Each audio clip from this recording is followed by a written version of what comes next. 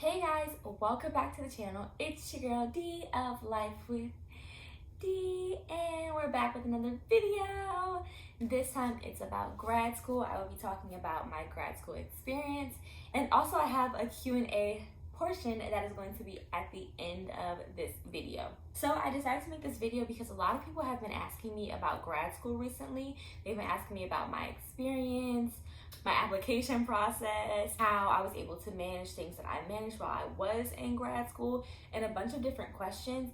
And because it kept coming up, I feel like it would be a good idea to make a video about it, because obviously this is something people want to hear about, and it's something that I want to talk about, and I want to be able to help other people who are in my position years ago now. So here we are. Let's get into it. So let's go back to the beginning so we can get my full experience regarding grad school. So I was in my senior year of undergrad when I was trying to figure out what were the next steps of my life going to be. Was I going to go to grad school? Was I going to finish my bachelor's degree and just start working and continue to work for a while before I went back to school? I wasn't 100% sure. I knew that at the end of the day, I wanted to go back to school eventually. I just wasn't sure if it was something that I was going to do immediately. And with that being said, it meant that I procrastinated a very long time to start applying for schools. Heads up, as anything that I talk about on this channel, this is going to be an open and honest, candid conversation. And so I'm going to tell you what I did, and that does not mean that should be what you do. Back to the story. I waited a very long time to start even applying for grad school. I did not start applying and looking seriously into grad school until probably January, before I graduated. I graduated in May, and I didn't start looking into grad schools until January. Like I said, this is my experience, but I am not recommending that anyone do that because it was very stressful. When I started looking, I realized I had no idea what I was even looking for. Looking for grad school and looking at undergrad is a completely different experience, and it was something that I wasn't prepared for. Yes, in the same vein of undergrad, you have to look for certain things that you want in your grad school and everything, but it's a lot different because things are at a higher level now, and there's much more at stake when you're going to grad school versus going undergrad, because you're continuing to narrow down your field and figure out what it is that you want to do in life. Whereas, well, for me anyway, I'll say, when I was in undergrad, I had kind of this very broad idea of what I wanted to do. But for me to go to grad school and it to make sense, I needed to narrow it down to figure out, okay, what do I want to do? Once I figured out what I wanted to do, which is counseling. If you know me in real life, you know. If you just know me here, now you know too. Which was counseling. So when I figured out that it was counseling that I wanted to go to school for, that meant that I had to figure out, okay, what accreditation is associated with being able to graduate and go into counseling pretty much immediately. So then I started looking into accreditations. What accreditation did the school need to have in order for me to be able to meet this particular goal? After figuring that out, I was like, okay, these are, a list of schools that I have. Like I said, because I started looking into grad schools in January, even though I was applying in May, I didn't have a lot of time. On top of that, I do not like taking standardized tests. I know a lot of people say I'm not a good test taker, but girl, I am not a good test taker. And so I decided that I did not want to take the GRE. One, because I don't think I'm a good test taker, but two, because I didn't have enough time to really study and prepare in order to take the GRE. Knowing that limited what was once this many schools, I'll do about this many schools because I didn't want to take the GRE. And like I said, this is my journey, so I'm not encouraging anyone to not take the GRE if that's something that your schools need, because I was very lucky in that not all of my schools needed it. However, I can't say the same for all grad programs or all grad schools in general. For some of them, you really may need to take that GRE, and I wish you a lot of luck. Anyway, after figuring that out, I said, okay. I went and I looked at the requirements online, figured out when they were taking applications, the school I applied to. Yes, I said the school because I ended up applying to what? One school. For the millionth time, I am not suggesting you do what I did. It happened to work out very well for me, but it does not always happen like that, and that is the reality of the matter. I ended up applying to one school because they had the accreditation that I needed. They had rolling applications, which was a big thing for me since I was applying in January. And they also did not require the GRE. So I applied to my school, and after I applied, I heard back, I would say in a pretty decent amount of time. I heard back within like a month. No, that can't be right. Okay, I lied. So I didn't even end up applying into school until like February. And then I heard back in March that I was invited to do a group interview for the like next step of getting into the program. So I was obviously ecstatic, just like, okay, so far this is working out for me. Boom. It was a Zoom group interview, and this is pre-COVID, so this was not something that was popular or even kind of normal at all yet, for it to be on Zoom and be a group interview. But nonetheless, that's what it was. It was a whole debacle on the day that I had my group interview because I almost overslept my group interview. I ended up getting on my group interview call with literally just a business shirt, and I still had like pajama bottoms on. But I had that group interview, and it was a pretty interesting interview. The lady told us about the school and the program and everything. And then after that, we went around and we introduced ourselves, and then they started asking us questions. And because it was a group interview, it was very important that we, fed off of one another and were able to listen and take on like what other people were saying. And because my school really focuses on diversity and inclusion, that's what they say, that was something that was a very big part of my interview as well. After the group interview was over, then I had to do a essay, and I had 30 minutes to write this essay and then submit it back to the lead. So like after the interview was over, they sent us a prompt and they were like, you have 30 minutes.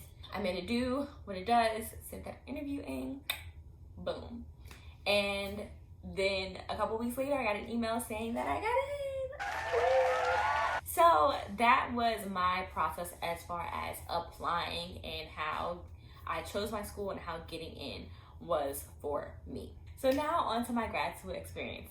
Once I got in, I thought that I was going to do my grad school full time, meaning that the program would have taken me 2 years, because I did do a 60 credit program, which is a lot of credits for a master's program compared to what some other people have told me that their programs are like.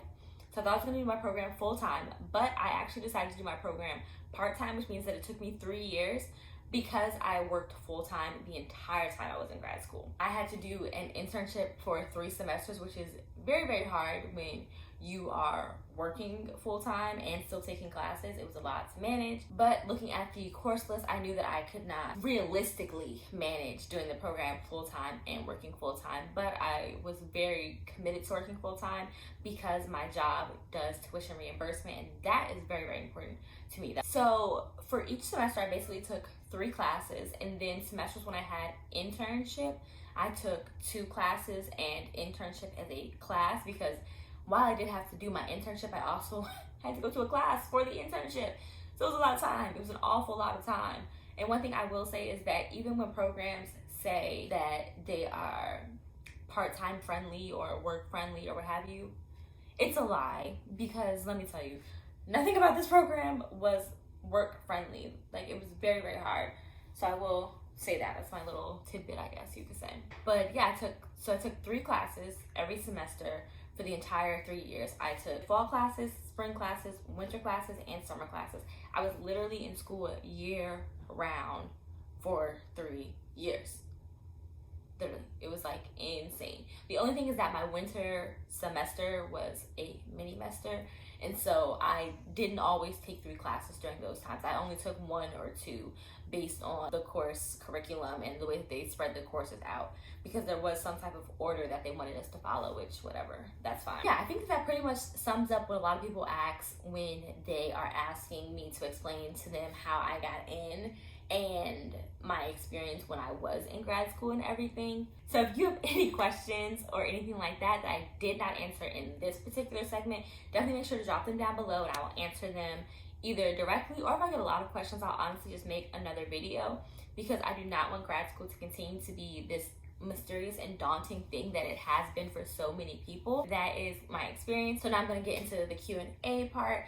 I posted a little sticker on Instagram asking people to let me know if they had any questions about grad school or the grad school experience that they wanted me to answer.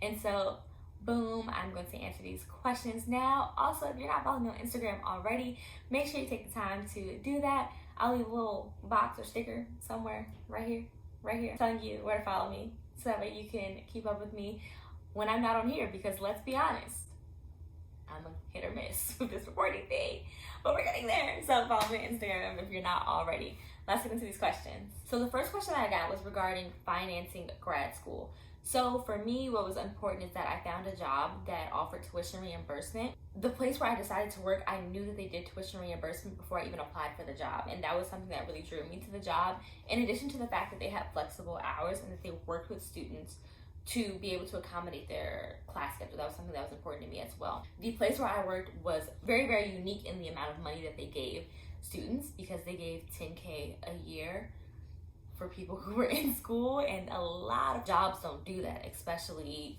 so quickly. I financed grad school thanks to tuition reimbursement from my job, but also loans. Yes, I have a lot of them, but honestly, that is how I financed it. So I got a lot of questions about balancing work and school and actual regular people life. And what I'll say is, I did not sleep a lot during grad school, and all of my coworkers made fun of me because I didn't really sleep during grad school. In order to be able to work, maintain with my schoolwork, and keep on top of that, and also have a type of a social life, I didn't, really sleep, and it was not the best decision, but because I wanted to work full time, it was kind of what I did. So let's get into the nitty gritty about how I really managed this, because since it keeps coming up, I'm sure this is what people want. I worked typically Monday through Friday. So 2 days a week, I would work 7 hours so that way I could go to class after. The other 2 days a week, these 2 days a week, I worked 9 hours to make up for the 2 days that I left early. So that way these days will all equal out to 8 hours a day. And then my last day, which was Friday, I would always work 8 hours. That's how work went. As far as school, I would stack my classes as much as I could. When I got deeper into my program, it wasn't practical to be able to stack my classes based on when they were offered. So I stacked my classes, and I obviously took classes on the days where I left early and where I only worked 7 days. As far as homework, I would do my homework at work a lot of times. Where I worked, a lot of people were in school, so we were all doing work. And thankfully, it allowed for my office to be, even if my office wasn't quiet, it was still at a volume where I could do work. Or if I put on noise reducing headphones and did work at my desk, then I did a lot of work there. And then if I had to, I did work at home, but I really tried to do a lot of my work at work during my downtime there. Again, I know that's not something that everyone is fortunate to be able to do their homework at work. I know, but that's how I did it. As far as maintaining a social life, this is what I was saying. People are going to say that you're too busy to maintain a social life, but the reality is, if you don't have a social life or a way to release the stress and the strain that you are going through by trying to maintain school and work, you are going to be worse off. And so how that social life may look for you is different than it looked for me, but it's definitely something that's necessary, because if you do not have that third component of a social life, whether it be your friends, your family, a significant other, a pet, something, you have to have something, because otherwise you will literally go insane and you will drive yourself up a wall. So as far as seeing my friends, I saw my friends on the weekend. I spent a lot of my weekends with my friends, and so that's how I would balance that. That is how I did my school, work, and life balance. I think that was pretty detailed, but if it wasn't detailed enough, obviously let me know, and I'm clearly willing to share more details, so just let me know. So the last question that I have is, what self-care strategies did you use, and did they help? The grad school I was in and the grad program I was in really encouraged self-care, but the irony is that you do not have time to engage in self-care because you're doing the work. I really struggled with self-care for a very long time, because I was like, when am I going to take care of myself if I'm always working? I really struggled with that. And so for a long time, I was not engaging in any self-care strategies, and I wasn't doing anything for myself. But that last year, honey, things had to change. And so for me, what self-care looked like was journaling at night, because it was a way for me to be able to release everything that was going on in my head and everything that had happened throughout the day. and leave it on the paper. Like once I write it, it's there. Okay. As corny as it may seem, baths, because I like to have my bath going and I like can watch a TV show. At one point I was binging Game of Thrones while I was in grad school because I just needed some like release from the stress that was my life. And so I would like have my bath going and I would have Game of Thrones playing, and it was like perfect. And then my last self-care strategy that I really used while I was in grad school is stretching. Taking that time to stretch in the morning and just kind of breathe, sitting in that space in that moment was something that was super helpful for me, and that allowed me to again start my day on the right foot, because that was something that really was important to me, starting the day on the right foot. Because if I started on the wrong foot, girl, the whole day was downhill. We were not coming back from that. So that's something that I learned as well. That wraps up the Q&A part of this video, therefore wrapping up this entire video. So guys, please let me know if I did not answer any questions, or you have some comments or concerns that you'd like to talk about. Let me know in the comments down below, of course. Or now that you have my Instagram, you can always DM me on there and we can chit chat, all that good stuff. Thank you guys for watching another video of Life with D with your girl D. If you're not already subscribed, what are you doing? Take the time to do that right now. And please give this video a big thumbs up if you liked it, if it was helpful. Honestly, anything. And I will see you guys on the next video. Bye.